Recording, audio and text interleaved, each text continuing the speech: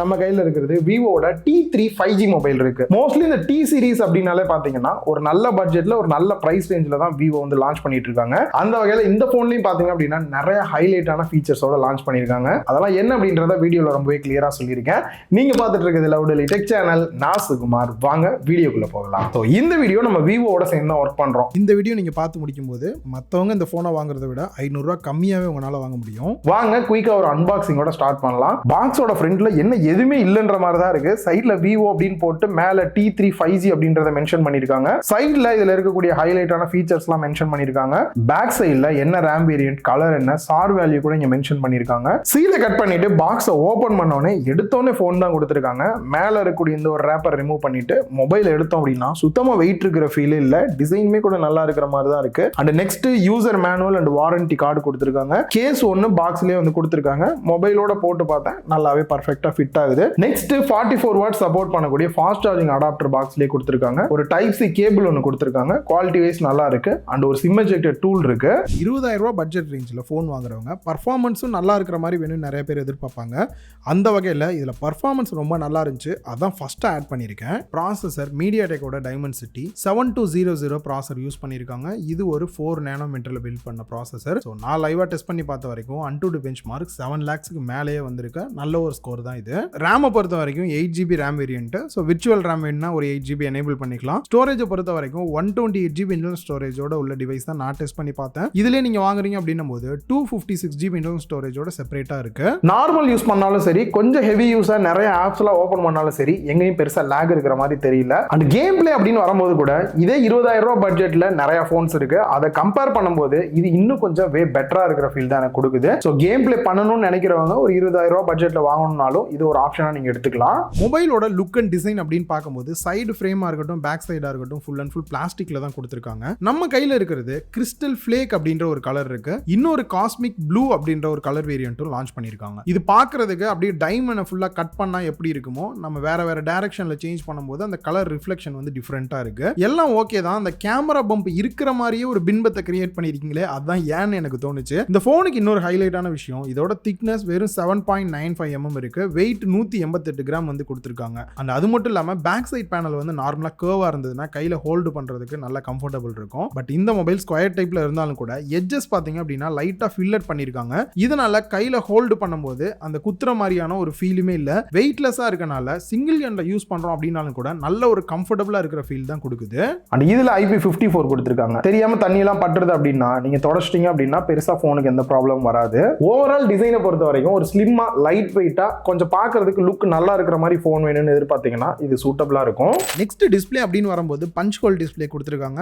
Bessel's எல்லாமே ஓரளவுக்கு நல்ல மினிமம் பெசல்ஸா இருக்கு. பாட்டம்ல மட்டும் தான் கொஞ்சம் அதிகமா இருக்கு. அதையும் குறைச்சிருந்தாங்கன்னா ஒரு ஈவனா இருக்கிற ஃபீல் வந்து கொடுத்திருக்கும். அந்த டிஸ்ப்ளேயோட சைஸ் அப்படின்னு பார்க்கும்போது 6.67 inch full HD plus AMOLED display use பண்ணிருக்காங்க. அண்ட் 120Hz ரிஃப்ரெஷ் ரேட்டோடையும் வருது. இதுல ஸ்மார்ட் செலக்ட் அப்படின்னு செட்டிங்ஸ்ல சூஸ் பண்ணிட்டீங்க அப்படின்னா உங்களுக்கு ஆட்டோமேட்டிக்கா 60Hz இல்லாட்டி 120Hz வந்து சேஞ்ச் ஆகிக்கும். யூஸ் பண்ண வரைக்கும் நல்லாவே ஸ்மூத்தா இருக்கிற ஃபீல் வந்து கொடுக்குது. அண்ட் HDR சப்போர்ட் கொடுத்திருக்காங்க. நீங்க யூடியூப் வீடியோஸ்லாம் பாக்குறீங்க அப்படின்னா HDR கண்டென்ட்டும் பார்க்க முடியும். ஸ்கிரீனோட கிளாஸ் ப்ரொடெக்ஷனை பொறுத்த வரைக்கும் dragon trial star 2 plus protection வந்து கொடுத்திருக்கோம் அப்படின்னு இருக்காங்க. அண்ட் பீக் பிரைட்னஸ் அப்படின்னு பார்க்கும்போது 1800 nits வந்து கொடுத்திருக்காங்க. நான் இன்டோர், அவுட்டோர் அண்ட் டைரக்ட் சன்லைட்ல வெளியில போய் கூட நான் யூஸ் பண்ணி பார்த்தேன். ஸ்கிரீனோட பிரைட்னஸ் லெவல் நல்லாவே இன்க்ரீஸ் ஆகுது. ஸோ நல்லாவே விசிபிளா அவுட்டோர்ல கூட நம்மளால பார்க்க முடியுது. ஓவரால் டிஸ்ப்ளே அப்படின்னு பார்க்கும்போது மேல இருக்கக்கூடிய அந்த ப்ரொடெக்டிவ் ஃபிலிம் ரிமூவ் பண்ணிட்டு தான் நான் யூஸ் பண்ணேன். கையில அப்படி ஹோல்டு பண்ணி யூஸ் பண்றதுக்கே வெயிட்லெஸ்ஸா வேற இருக்கு. நார்மலா 120Hz வச்சு யூஸ் பண்றோம் அப்படின்னும் போது லைட்டா டச் பண்ணும்போது அந்த ஒரு ஸ்மூத்தான ஃபீல் கிடைக்குது. டச் ரெஸ்பான்ஸ்லாம் ரொம்பவே நல்லா இருக்கிற ஃபீல் இருக்கு. அண்ட் AMOLED டிஸ்ப்ளே வேற யூஸ் பண்ணிருக்காங்க. வீடியோ பார்க்கும்போதும் சரி, கேம் பிளே பண்ணும்போதும் சரி, அந்த saturation level, deep black,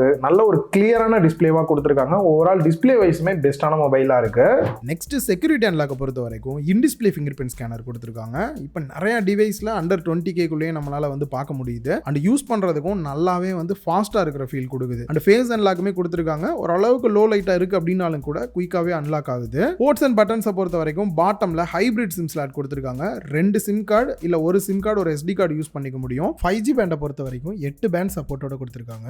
next mic, type C port and ஸ்பீக்கர்கள் கொடுத்திருக்காங்க. ஸ்பீக்கரை பொறுத்த வரைக்கும் ஸ்டீரியோ ஸ்பீக்கர் செட்டப் கொடுத்திருக்காங்க. மேல இருக்கக்கூடிய இயர் பீஸ்மே ஸ்பீக்கரா ஒர்க் ஆகுற மாதிரி இருக்கு. சோ இதுல வால்யூம் எந்த அளவுக்கு இருக்கு அப்படின்னு பார்க்கும்போது நார்மலா நீங்க வால்யூம் பட்டன் அப் கொடுத்தீங்க அப்படின்னா 100ஓட நின்றோம். அப்புறம் அகைன் பிரஸ் பண்ணீங்க அப்படின்னா 150 150 200 வரைக்கும் போற மாதிரி வந்து வச்சிருக்காங்க. 200லாம் வைக்கும் போது நல்லா லவுடாவும் இருக்கிற மாதிரி இருக்கு, சவுண்ட் வந்து நல்லா கிளியராவும் இருக்கிற ஃபீல் கொடுக்குது.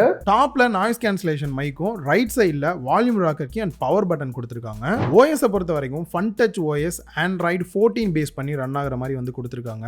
அப்டேட் இந்த மாசம் மார்ச் வரைக்குமே வந்து கொடுத்துட்டாங்க. அண்ட் இவங்க ப்ராமிஸா ஃபியூச்சர்ல கொடுக்கக்கூடிய அப்டேட் அப்படின்னு பார்க்கும்போது 2 வருஷத்துக்கான சாஃப்ட்வேர் அப்டேட்டும் 3 வருஷத்துக்கான செக்யூரிட்டி பேட்ச் அப்டேட்டும் கொடுக்கறதா சொல்லியிருக்காங்க. அண்ட் தேவையில்லாத ஆப்ஸ் அண்ட் ப்ளோட்வேர்ஸ் அப்படின்னு பார்க்கும்போது ஸ்டில் இன்னும் ஒரு சில தேவையில்லாத கொடுத்துட்டு தான் இருக்காங்க. அதையும் தவிர்த்துட்டாங்க அப்படின்னா இன்னும் கொஞ்சம் யூசர் ஃப்ரெண்ட்லியா இருக்கிறதுக்கான நல்ல ஃபீல் கொடுக்கும். அண்ட் மற்ற ஃபீச்சர்ஸ் அப்படின்னு பார்க்கும்போது டிஸ்பிளேல விஷுவல் என்ஹான்ஸ்மெண்ட் ஆப்ஷன் இருக்கும். அதை கொஞ்சம் எனேபிள் பண்ணிக்கிட்டீங்க அப்படின்னா நார்மல் வீடியோ பார்த்தீங்க அப்படின்னாலுமே இன்னும் கொஞ்சம் வைப்ரண்டா பார்க்கறதுக்கு நல்லாவே இருக்கும். அண்ட் டைனமிக் எஃபெக்ட்டுமே பார்த்தீங்க அப்படின்னா யூஸ் பண்றதுக்கு ஃபோன் கொஞ்சம் ஃப்ரெஷ்ஷா இருக்கிற ஃபீல் எப்பயுமே கொடுத்துட்டு இருக்கு இந்த மாதிரியான அனிமேஷன்ஸ்லாம் பார்க்கும்போது. நெக்ஸ்ட் கேமரா செட்டப் அப்படின்னு வரும்போது ஃப்ரண்ட்ல selfie camera 16 mega pixel. So portrait photos கூட எடுத்து பார்த்தேன், எட்ஜ் டிடெக்ஷன்லாம் நல்லாவே தான் இருக்கு. அண்ட் வீடியோ அப்படின்னு வரும்போது மேக்ஸிமம் 1080p 30 fps இல்லாட்டி 60 fps எடுக்கிற மாதிரி தான் கொடுத்துருக்காங்க. நெக்ஸ்ட் பேக் சைடில் ட்ரிபிள் கேமரா செட்டப்னு சொல்ல முடியாது, என்ன ஆக்சுவலான்றதை நான் சொல்றேன். First main camera 50 megapixel சோனியோட IMX 882 சென்சார் யூஸ் பண்ணியிருக்காங்க.